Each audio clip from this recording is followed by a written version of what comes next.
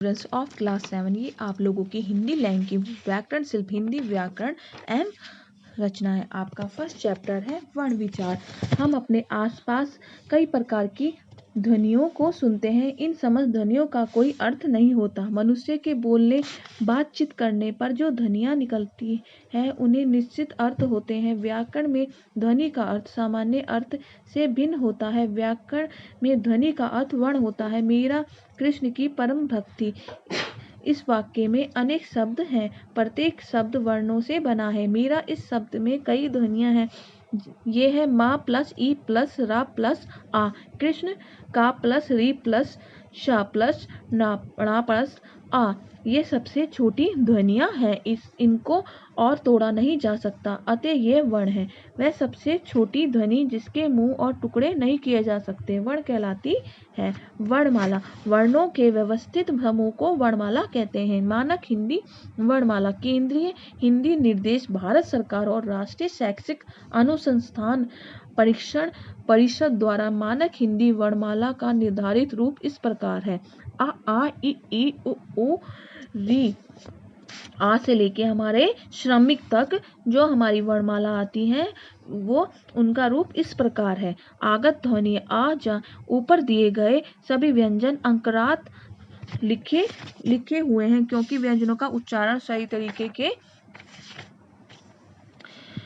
जाती है। स्वर रहित व्यंजन लिखने के लिए उसके नीचे हलंत लगा दिया जाता है, जैसे क ख ग आदि। वर्ण के भेद, वर्ण के 3 भेद हैं। स्वर, जिन वर्णों का उच्चारण करते समय हवा मुंह में बिना रुके बाहर आती है उन्हें स्वर कहते हैं। स्वर स्वतंत्र ध्वनियां, स्वर आ ई उ री ए ऐ ओ औ।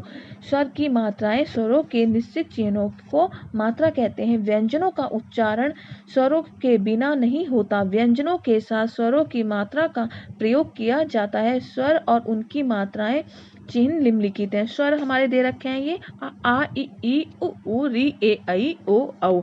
और मात्राएं इसकी दे रखी है। आ की कैसी है हमारी, ई की, बड़ी ई की, इस प्रकार मात्रा दे रखी है। स्वर के भेद, स्वर के 3 भेद होते हैं। एक होता है हस्त स्वर, जिन स्वरों का उच्चारण करते समय सबसे कम समय लगता है उन्हें हस्त स्वर कहते हैं।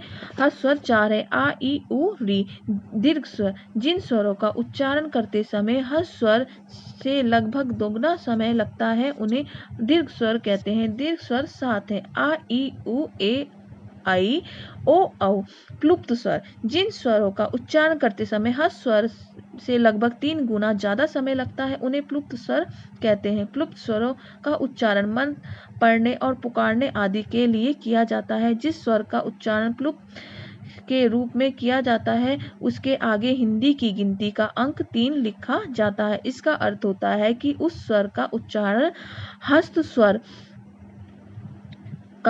हस्त स्वर के 3 गुना अधिक समय लगाकर किया जाए। जैसे ओम व्यंजन, जिन वर्णों का उच्चारण करते समय स्वरों की सहायता ली जाए और हवा कंठ से निकालकर मुंह में रुककर बाहर आए उन्हें व्यंजन कहते हैं। व्यंजन के भेद, व्यंजन के 3 भेद होते हैं। स्पर्श व्यंजन, जिन व्यंजनों का उच्चारण करते समय हवा कंठ, तालु, दांत या होठों का स्पर्श करके मुख से बाहर आती है उन्हें स्पर्श व्यंजन कहते हैं। स्पर्श व्यंजन हमारे ऐसे हैं का वर्ग, चा वर्ग, टा वर्ग, ता वर्ग, पा वर्ग। का वर्ग क्या है, का ख ग घ गु। इस प्रकार हमारे ये व्यंजन दे रखे हैं। स्पर्श अंतस्था व्यंजन, जिन व्यंजनों का उच्चारण स्वरों और व्यंजनों का माध्यम होता है उन्हें अंतस्था व्यंजन कहते हैं। अंतस्था व्यंजन 4 है, या रा ला वा।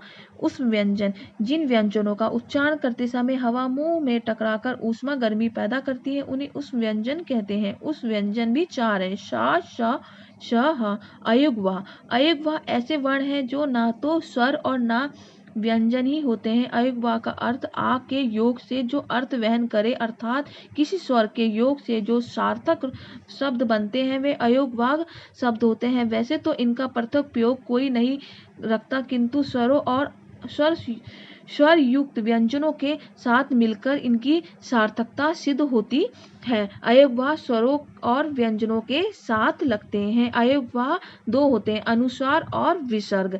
अनुस्वार का चिन्ह बिंदु होता है। इसका प्रयोग स्वरों और व्यंजनों के ऊपर बिंदु के रूप में किया जाता है, जैसे पंख, जैसे रंग, पंख, कंस आदि।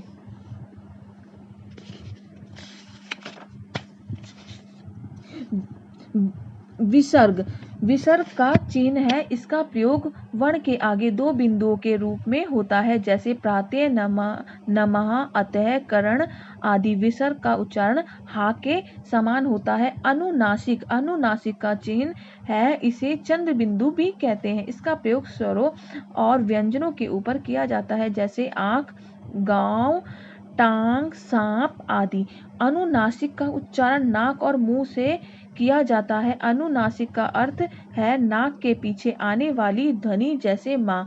हलंत का चिन्ह स्वर रहित व्यंजनों के नीचे हलंत का चिन्ह लगता है, जैसे क, ख, ग, घ आदि। इसका अर्थ होता है कि वह व्यंजन स्वर रहित हैं। अनुस्वार और अनुनासिक में अंतर। अनुस्वार और अनुनासिक के उच्चारण में भिन्नता है। अनुस्वार के उच्चारण में वायु नाक से निकलती है, जबकि अनुनासिक के उच्चारण के समय वायु नाक और मुंह दोनों से निकलती है, जैसे हंस और हंसना। अंश, कंस आदि का उच्चारण करते समय वायु नाक से निकल रही है, जबकि आंख, पांव, हंसना आदि का उच्चारण करते समय वायु नाक तथा मुख दोनों से निकल रही है। आगत ध्वनियाँ। हिंदी भाषा में अनेक विदेशी शब्दों का अनेक मूल रूप से प्रयोग किया जाता है, जैसे डॉक्टर, बाल, सजा, जरूर आदि। उर्दू, अरबी, फारसी, तुर्की, जापानी आदि भाषाओं में अपनाए गए शब्दों के उच्चारण उनके मूल उच्चारण जैसे बनाए रखने के लिए हिंदी में कुछ ध्वनियाँ विकसित की गई हैं, जैसे आ, जा, फा। ये ध्वनियाँ हैं आगत ध्वनियाँ कहलाती है। इसमें आ का आगत स्वर है और जा का जा तथा फा आगत व्यंजन है। आ ध्वनि का प्रयोग अंग्रेजी शब्दों के ठीक उच्चारण के लिए किया जाता है। इसके लिए चिन्ह निश्चित किया गया है। इस चिन्ह के बिना शब्दों के प्रयोग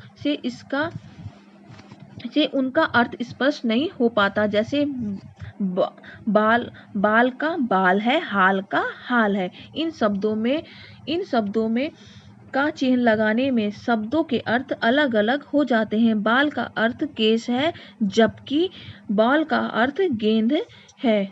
इसी प्रकार हाल का अर्थ दशा या अवस्था है, जबकि हाल का अर्थ बड़ा कमरा है। नुक्ता सामान्य जा फा ध्वनियों का प्रयोग अरबी, फारसी और तुर्की शब्दों में होता है। वैसे तो हिंदी भाषी लोग इन आगत व्यंजनों का उच्चारण सामान्य हिंदी के जा फा व्यंजनों के समान करते हैं, किंतु कहीं एक समानता हिंदी और विदेशी शब्दों के अर्थ का अंतर स्पष्ट करने के लिए उन वर्णों को नीचे एक बिंदी लगाई जाती है।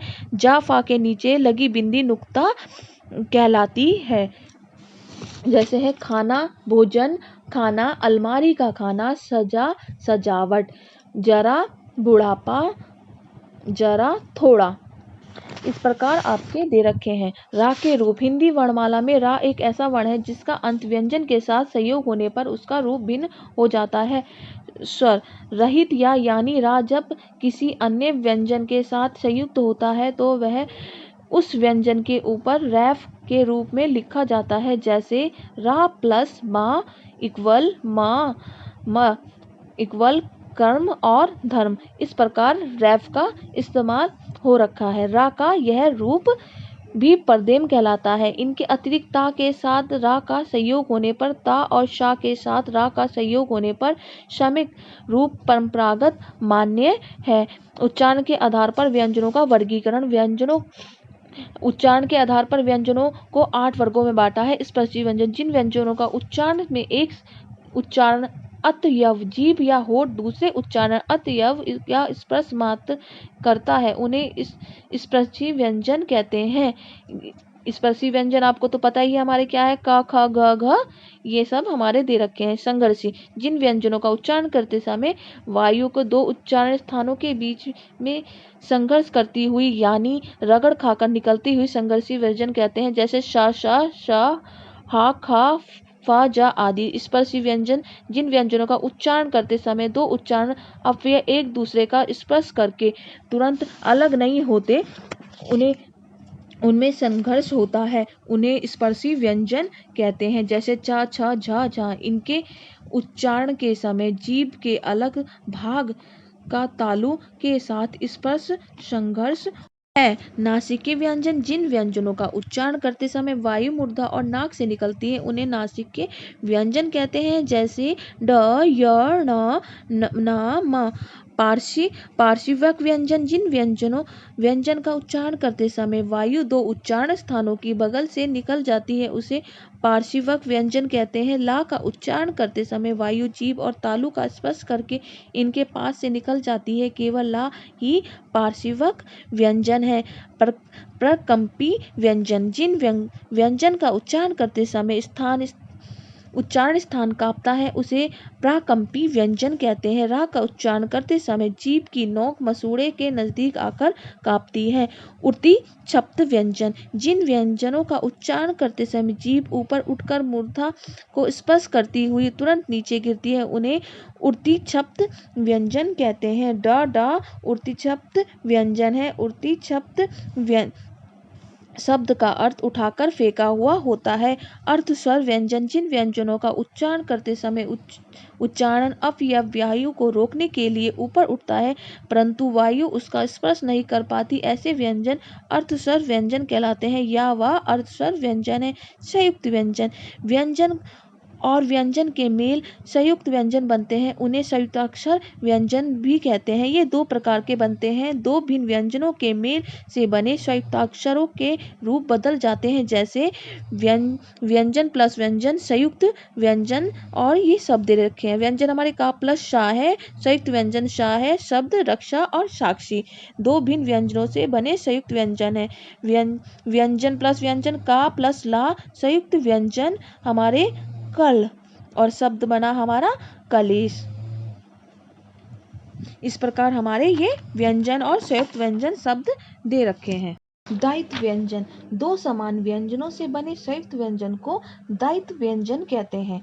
व्यंजन प्लस व्यंजन ये दे रखे हैं, दायित्व व्यंजन शब्द। दायित्व व्यंजन क्या है हमारे, क प्लस क, दायित्व व्यंजन कक, और शब्द बना हमारा टिक्की और सक्की। ता प्लस ता, क्या बना, तत्, दायित्व व्यंजन बना तत्, और शब्द बना हमारा सत्ता और पत्ता। चा प्लस चा, ये क्या बना हमारा, दायित्व व्यंजन चच, और शब्द बना सच्चा कच्चा। इस प्रकार आपके व्यंजन, दायित्व व्यंजन और शब्द दे रखे हैं। आपका सेकंड चैप्टर कंप्लीट होता है इस प्रकार। वर्ण विचार। धन्यवाद।